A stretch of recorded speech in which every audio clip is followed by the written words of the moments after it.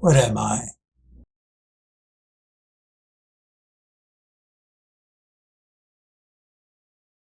What are we, anyways?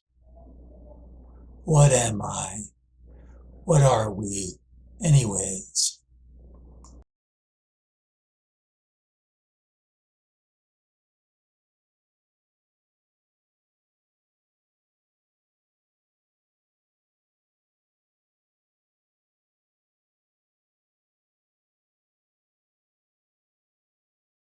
Oh, hi, everybody. Welcome to my humble abode. I'm Jim Farley, a new and radical theory of everything. A new and most radical theory of everything. Does that sound a little clickbaitish? Clickbait? It's not meant to be. I believe that if you can get through this book and these expositions of mine, these podcasts, you will see that it is a radical theory of everything. The book's name is What Am I? What Are We? Anyways. What am I? What are we, anyways? About 10 years in the writing, and I recently published it on Amazon. I wanted to provide it free for you guys, so you could just have it with you if you wanted, but they don't allow you to have free books, so I had to charge $1. I think you'll get a lot out of the podcast, out of the YouTubes that I'm presenting, but a lot of what I talk about is very dense in concepts and the way thoughts go together and how one thing leads to the other. I've found that it is kind of more coherent and easier to read, as you'll find out in my book and in my podcasts. The externalization of speech through the written word changed radically the whole foundation of the clans of the species use of its brain. Is that true? Well, you'll see. So this is a bit of an intro to the intro. I ask a lot of questions. I think they're about the underneath of reality. The trouble with literature and philosophy, even religion and science, is that they begin accepting that words and descriptions and even putting numbers to stories makes them of themselves totally believable. I question that. I go to the underneath of all of this, and one of my first questions is, what are thoughts? Where do they come from? How are thoughts Legoed together? That's a funny little phrase. Remember Legos, where you put them together and you make these huge, wonderful constructions out of the building blocks? Well, a lot of us and a lot of what we do and who we are kind of Legoed together by processes that we don't acknowledge. But if you follow along with me, you'll see how and why it's not always so easy just to believe in what comes through the senses, what comes into our noggins, what trundles through our brains day and night. You'll see this. It'll be fun. I asked the question, how did stories take us over? Do you know that everything is story? Even science itself, geophysics and astrophysics and geography and the history of our species are linked words that tell a story. Can we believe all stories, and where did stories come from? And is that the only way we have of understanding the universe? That's an interesting question. There are a bunch of what I call introjected knowledges. How I'm created, how culture creates me as I create culture, how culture instantiates or introjects large schemes of words, which I call knowledges, into my brain, into my being, to make me who I am. Do you know that this happens? Do you know that this is what forms us out of nothing? How did modern history begin? Why did it take so long for us to get started, for us to get a hold of feeding ourselves, protecting ourselves? How did words first come to the clan? How long ago did that happen? Is language purely clan generated and clan mediated? If so, is it fully accurate, and why do we believe in it so strongly? Feelings. Feelings are the power and the fire and the fury of life. They marshal, constrain, impel words that go through our heads, and then the words impel and constrain and control the feelings that we have. Did you know that? A question arises, why are we bad? Everything hasn't always been rosy or hunky-dory or wonderful for the species. Did you know that? We've done a lot of things along the way that we may not be proud of. Why do we do that? Why do we do that individually and or as a clan, as a species? I think I have some very different answers to these kinds of questions. What I'd like you to do, dear watchers or dear readers, is hold me responsible for answering the questions that I put to you in the introduction that is coming soon. I will answer each question. The answers may not be what you expect, and they may not always be pleasant. They don't feed our hubris and amplify our exceptionalisms, or at least what we perceive to be our exceptionalisms. At the very least, I think I offer something very different. You know what a theory of everything is? It comes from physics, right? It comes from believing that you can have a series of basic equations and insights and understandings that when you put them all together, they will, in some way, it may be a bit sketchy, but in some way they will be able to net or catch everything.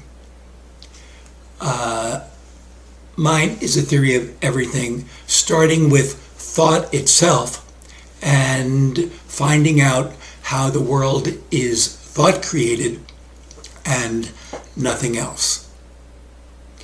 I hope you'll enjoy it. At the very least, if it's something different, new, and a little bit out of the ordinary, I'll be happy.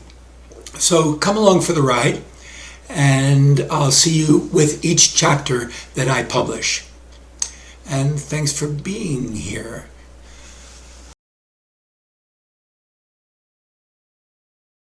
Well, a few introductory thoughts. Psychology and philosophy, and a good gob of the rest of modern punditry, seems to me to be built up of and working from a lot of unexamined ideas and experiences that are the root of much confusion and some delusion too. We live with smatterings.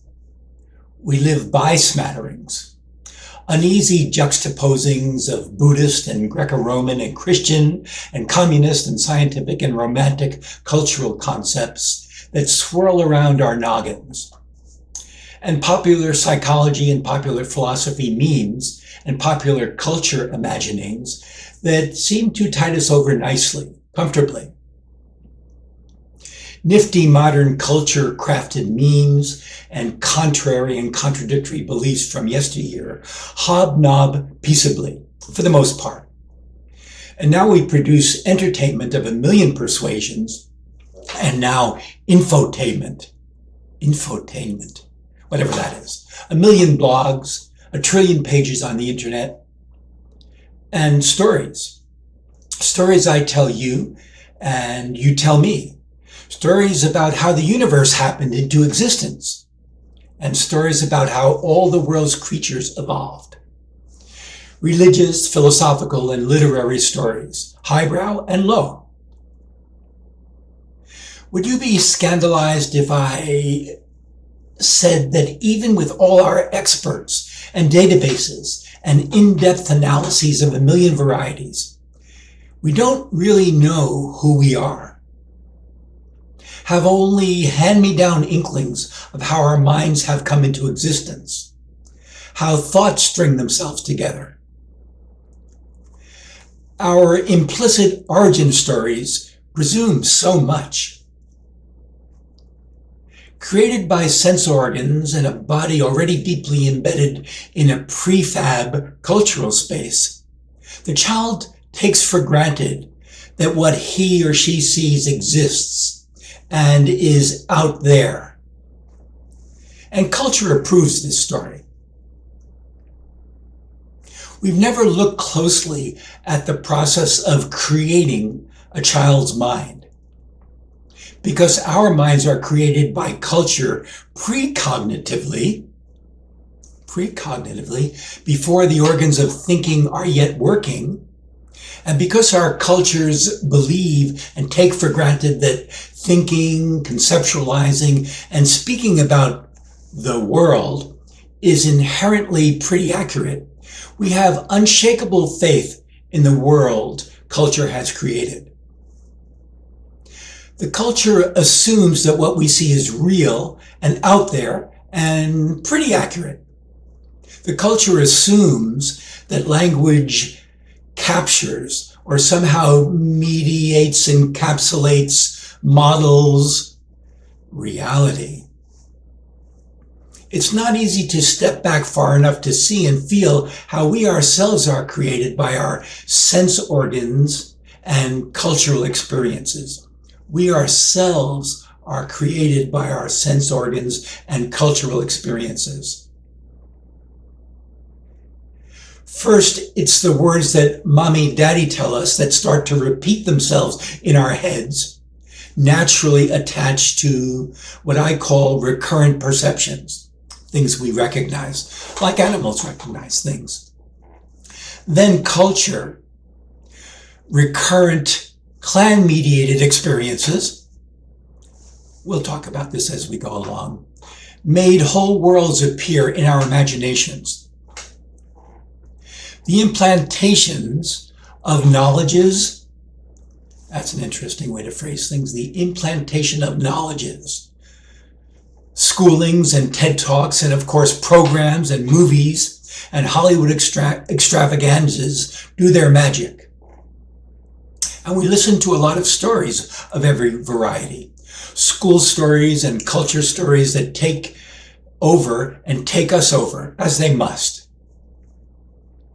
And as culture introjects words and meanings more and more effectively, it thereby Legos together concepts that the culture already accepts as pretty accurate and certainly valid. We think we know. But I began to wonder. As children, we are inducted into the word culture space of the species. As children, we are inducted into the word culture space of the species. The world through the senses differentiates itself, and along the way, thoughts, concepts, frames of reference, and feelings of surety are implanted. We of necessity set up tent there, and never even suspect that it is all, in significant ways, constructed for us, constructed in us, unconsciously and without choice. And we are constructed by it, by the mind culture space. Classical philosophy and science and literature and religion begin assuming that the speaking, or what is spoken, has the power and competence to somehow portray the world. Portray, signify, tell the story of, describe the experience that is real. And much later, with mathematical modeling, when it arose, whole cohorts of scientific types came to believe that not only verbal description, but much more powerfully, mathematical description was powerful and capable enough to net the world outside our skulls. Our eyes and nervous system senses, body, construct the perceptual world, the part we live in, while eventually our models, the thoughts we have about the world, become what we experience as reality. Ourselves and our collective selves, culture, are both the creators and the creation of the world. We come to believe in what everybody else believes in. What other choice do we have? Quite a while ago, I began to question our naive acceptance that the words or mental jointings that trundle through our brain-mind space, and of course often enough come out our mouths, are accurate and real. I began to watch and feel the working of my own senses, kibitz on my mind as it did its thing. Did you know that you can watch your eyes see? You can follow and sense how thoughts are connected. You can watch how theory of mind alights on the 4-year-old and allows the universe to be peopled. And I also began studying what people were finding out about how the brain works. My beautiful grandchildren are born without words, and then they're jabbering away like popinjays. Same as each of us denizens of the world. How does that come about? That's a question. My beloved grandkids, did their souls alight into their bodies and start puppeting them? Did God implant some objectively real pattern into nervous tissue to make the objectively real, God-created outside world graspable, understandable? No? Well, how then? And very soon my grandkids and yours love stories, and then soon enough can babble their own wonderful imaginings. It's like a miracle, isn't it? Sufficiently advanced technologies appear as miracles to those without sufficient understanding. If we allow our thoughts to be naive and fresh, we appear as miracles to ourselves. Sentences and words frame thoughts in our minds. Thoughts flow along while our bodies do their 10,000 million physical chemical processes unheralded. Words seem to string themselves together magically, mystically, at incredible speeds, almost at times with their own purposes. And I don't really choose words individually. They just pop up and come out of me. Brilliant repartee just seems to spew out of my mouth. Well, sometimes, once in a while. How does that work? First, they teach me to speak. Then, with the help of my mouth, someone else can kind of hear what I'm thinking. And I participate in what his or her thoughts are. I hear your words, and I hear my own thoughts in my mind. So in a way, I hear your thoughts just like I hear my own thoughts. I hear your thoughts when you speak to me, just like I hear my own thoughts. And I can read your thoughts, Mr. Shakespeare or Mr. Einstein. I can read your thoughts. Your thoughts come into my mind space, into my head. Your thoughts speak to my thoughts. Isn't that a bit strange? And also strangely, once I knew nothing of chemistry, and then, with effort, eventually hundreds of thousands of chemical truths are in me and come out of me. Where do so many words come from?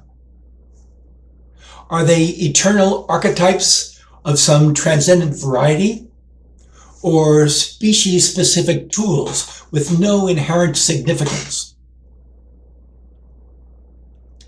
Who taught me to think? Are there different kinds of thoughts?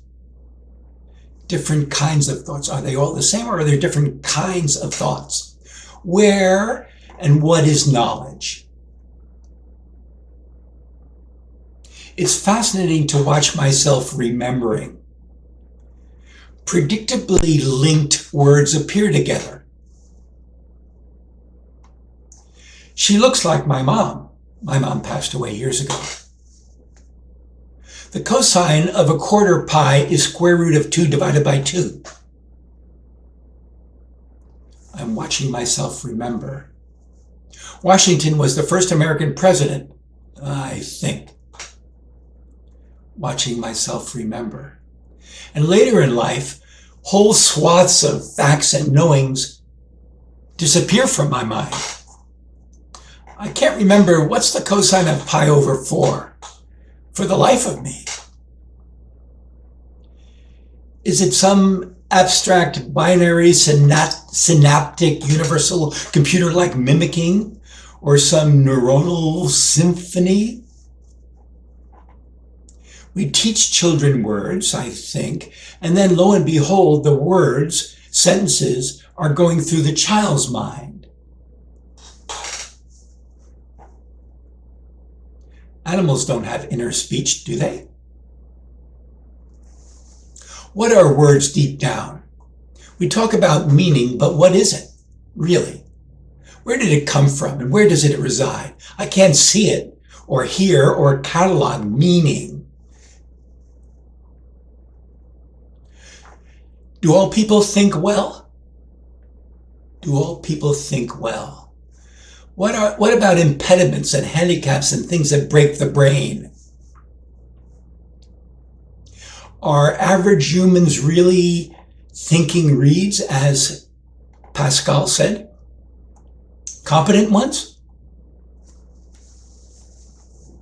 People have feelings. We all have feelings. We're all driven by many kinds of feelings. Humanity has forever been bludgeoned by feeling storms of war and hate, hasn't it? Why? Do ideas rule us everyday folk, or do feelings rule? And do we learn from feelings? There's a lot of questions. Are we really so different from animals? Apes and monkeys can do many, many complicated things, you know. Are the words that we Homo sapiens have invented created by culture? How does that work? How does culture get into our brains then? Do we make culture, or does culture make us? Do different cultures make many really different human beings? Or are we all kind of the same? It seems from what people tell us that people, humans, have been around a couple of million years. Why did it take so long to get it all started? To start making things easier for ourselves? What caused the seeming unbelievable explosion of knowledge of the past few hundred years? Does anybody know? Maybe we really think completely differently than we used to, like even only 500 years ago. Did people always think like we do? Has the brain been changing itself, making itself smarter? Are we doing something to our children's brains? And a biggie, who am I? Did I make myself? Did my parents make me? What is an I? Is it my thoughts, my feelings, what I know, who I know? Are all our I's competent and equivalent? Are Chinese and Azerbaijani and American eyes all pretty much the same? Did people of long ago have the same kind of eyes, selves, that we have today? Are you sure of that? Have you ever heard of the aggression industrial complex? The prison industrial complex, the entertainment industrial complex, the anxiety industrial complex? There's a few really powerful industrial complexes that make us what we are. I'll show you that. Humans are profoundly conditionable. We can be conditioned. Thoughts and feelings marshal each other and block each other and make us good and bad and also very anxious. Our core ideas are what I call knots, K-N-O-T-S, that arise somewhat haphazardly, but rule us until we die. We'll see the reason we haven't known the answer to these seemingly important questions. And we'll see that the reason is because the world, the physical, social, mental ecology we inhabit and have recently vastly and fundamentally renovated, the world itself patterns our brain and creates our very being, as the world itself co-creates the sense organs and the very conceptual apparatuses that eventually allow us to try and understand ourselves. A co-creation. The world co-creates us as we create it. That's a funny way to think about it, huh? We'll see this as we explore. And we'll see that part of the problem has been we've been using the wrong models for all of this. In particular, the computer processing model and the electrical circuit model have made progress almost impossible. And we'll speculate that there's another model that makes sense of the way that mind tissue nets reality. But it also radically changes everything. It also radically changes everything. This is not an overstatement. It's an understatement.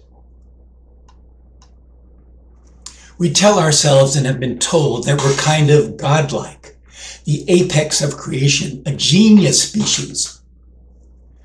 We sure like to feel good about ourselves. But we do misbehave, don't we? And we'll also get clear why it's pretty impossible for us to understand each other along the way. When you come to it, my simplest hope for you, dearest reader, is simply to offer something different. Word palaces, complex schemes of relatively loosely jointed together words or concepts, are fun and no doubt profitable. But if we can't place ourselves as a species in evolution, don't really know how our eyes and ears bring us knowledge, can't grog how our babies and children's psyches are constructed, word by word, day by day, we may be missing something important. Do you ever harbor a few niggling doubts about the veracity and the deep down accuracy of all the words we spew day in and day out? Could we be missing a few key facts about the underneath of life and mind? Blind to some of the deepest levels? Let's see.